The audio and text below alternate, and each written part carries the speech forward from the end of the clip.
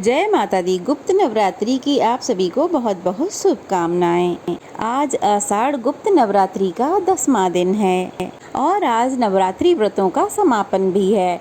आज के दिन 10वीं महाविद्या माँ कमला देवी की पूजा की जाती है। तो चलिए आज के वीडियो में हम जानेंगे महाविद्या माँ कमला देवी की पूजा विधि और व्रत कथा के बारे में। तो वीडियो को पूरा जरूर देखिएगा। महाविद्या माँ कमला देवी वैसे तो देवी सती या देवी पार्वती का रूप हैं, लेकिन उन्हें माँ लक्ष्मी जी के समकक्ष माना जाता है। इस बात से ये भी स्पष्ट हो जाता है कि देवी के सभी स्वरूप आपस में जुड़े हुए हैं। महाविद्या माँ कमला देवी ये दिखाती हैं कि देवी पार्वती ही देवी लक्ष्मी जी हैं और देवी लक्ष्मी ही देवी पार्वती हैं।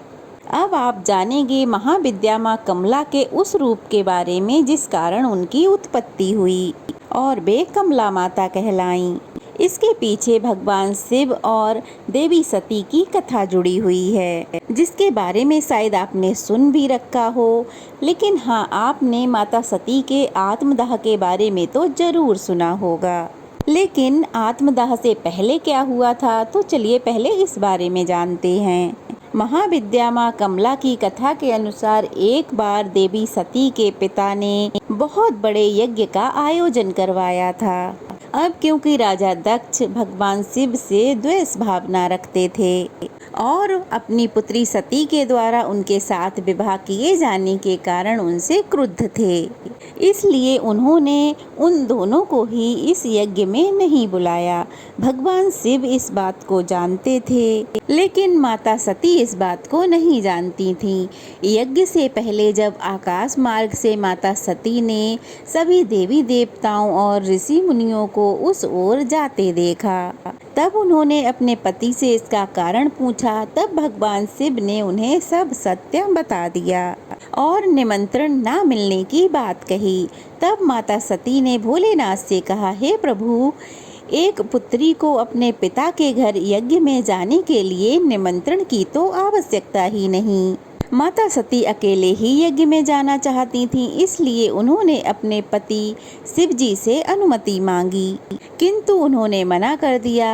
माता सती के बार बार आग्रह करने पर भी जब भोलेनाथ नहीं माने, तब माता सती को क्रोध आ गया और उन्होंने शिव जी को अपनी महत्ता दिखाने का प्रण लिया।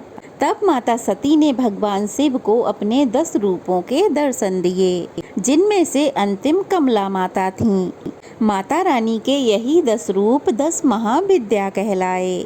अन्य 9 रूपों में क्रमशः महाविद्या माँ काली, तारा, षोडशी, भुवनेश्वरी, भैरवी, छिन्नमस्ता, धूमावती, बगलामुखी और मातंगी आती हैं। कमला का अर्थ कमल के पुष्प से है। माँ सती का यह रूप कमल के आसन पर विराजमान है। इसके साथ ही माता रानी जिस सरोवर में है, वहाँ भी चारों तरफ कमल के पुष्प खिले हुए हैं और माता रानी ने हाथों में भी कमल के पुष्प पकड़े हुए हैं, जिस कारण उनका नाम कमला देवी पड़ा। देवी लक्ष्मी को भी सबसे अधिक प्रिय कमल के पुष्प ही होते हैं। उनकी पूजा में भी कमल के फूल ही चढ़ाए जाते हैं। इसी कारण देवी कमला को देवी लक्ष्मी के समकक्ष ही माना जाता है। माँ कमला का स्वरूप मन को मोह लेने वाला और शांति प्रदान करने वाला है। माता का वर्ण सुनहरे रंग का है, जिसमें से तेज निकल रहा है। उन्होंने लाल रंग के वस्त्र पहने हुए हैं और कई तरह के सोने के आभूषणों से वे सुसज्जित हैं। माता ने मुकुट धारण किया हुआ है और उनके केस खुले हुए हैं। भगवान शिव की भांति उनके भी 3 नेत्र हैं और वे एक सरोवर में कमल के पुष्प पर विराजमान हैं। माता रानी की 4 भुजाएं हैं, जिनमें से 2 में उन्होंने कमल के पुष्प पकड़े हुए हैं और अन्य 2 वर और अभय मुद्रा में हैं। माता रानी के दोनों ओर 4 हाथी हैं, जो जल से उनका अभिषेक कर रहे हैं। माँ कमला का यह रूप अपने भक्तों पर सदैव कृपा करने वाला और उनकी सभी इच्छाओं की पूर्ति करने वाला माना जाता है। तो चलिए अब जानते हैं नवरात्रि के अंतिम दिन किस प्रकार किस विधि से माँ कमला देवी की पूजा करनी चाहिए। महाविद्या माँ कमला की पूजा करने के बाद गुप्त रूप से कन्याओं को दान देना चाहिए या फिर गुप्त रूप से कन्या भोज कराना चाहिए। कन्याओं की उम्र 9 वर्ष से कम की होनी चाहिए। महाविद्या माँ कमला की पूजा करने के लिए सुबह जल्दी उठकर स्नान आदि से निवृत्त होने के बाद एक चौकी लें और चौकी पर लाल रंग का वस्त्र बिछाकर एक तांबे की प्लेट लें, उसमें एक कमल का पुष्प रखें। पुष्प के बीच में कमला यंत्र की प्रतिष्ठा करें। कमला यंत्र के दाईं ओर भगवान शिव और अपने गुरु की फोटो की स्थापना करें। कमला यंत्र के समक्ष घी का दीपक प्रज्वलित करें और विधि पूर्वक यंत्र का पूजन करें। महाविद्या माँ कमला की पूजा या साधना की जानकारी को हमेशा गुप्त रखना चाहिए, नहीं तो साधना या पूजा सफल नहीं होती है। पूजा करने के बाद हवन करें। हवन खुद से ही करना चाहिए। हवन के लिए कमल गट्टे, लाल पुष्प, शुद्ध घी और हवन सामग्री मिलाकर रखें। इन सभी सामग्रियों से हवन कुंड में आहुति देनी चाहिए। आहुति देते समय सभी महाविद्याओं का एक बार फिर से स्मरण करना चाहिए। इसके साथ ही सभी नवदुर्गाओं का भी नाम लेना चाहिए और पूजन करना चाहिए। गुप्त नवरात्रि में कन्या भोज के लिए आप कन्या अपने घर पर ना बुलाएं, बल्कि जो भी भोग प्रसाद आपको देना है मंदिर में जाकर या जहां भी आपको छोटी छोटी कन्या मिल जाए वहां उनको दे देना चाहिए। उन्हें दान दक्षिणा उपहार आदि दे सकते हैं। अगर आपके घर में कोई छोटी कन्या है तो उसका पूजन आप घर में कर सकते हैं। ध्यान रहे, कन्या पूजन भी गुप्त ही रखना चाहिए। यदि कन्या पूजन की जानकारी सबको हो जाती है तो उसका फल भी हमें नहीं प्राप्त होता।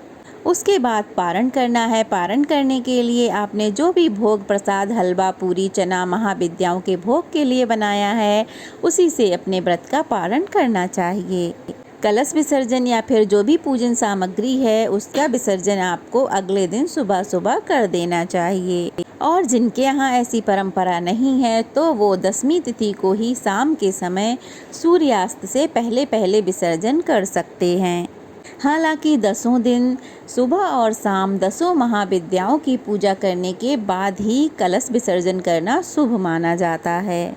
और पूजा पाठ की सामग्री का या कलश विसर्जन बिल्कुल उसी तरह किया जाता है जैसे कि आप प्रकट नवरात्रि में करते हैं। पूजन करने के बाद जो भी भूल चूक हुई हो उसके लिए आपको माता रानी से क्षमा याचना जरूर करनी चाहिए। और अगर कोई उपाय आपको किसी ने बताया है तो 10वें दिन वह उपाय आपको जरूर कर लेना चाहिए। इस प्रकार से गुप्त नवरात्रि की पूजा की जाती है और व्रत पूर्ण किए जाते हैं। ये थी आज की वीडियो। कैसी लगी कमेंट बॉक्स में ज़रूर बताइएगा। अच्छी लगी हो तो वीडियो को लाइक करके शेयर करें और अगर नए हैं तो प्लीज़ चैनल को सब्सक्राइब करें। चलिए फिर मिलते हैं। जय माता दी।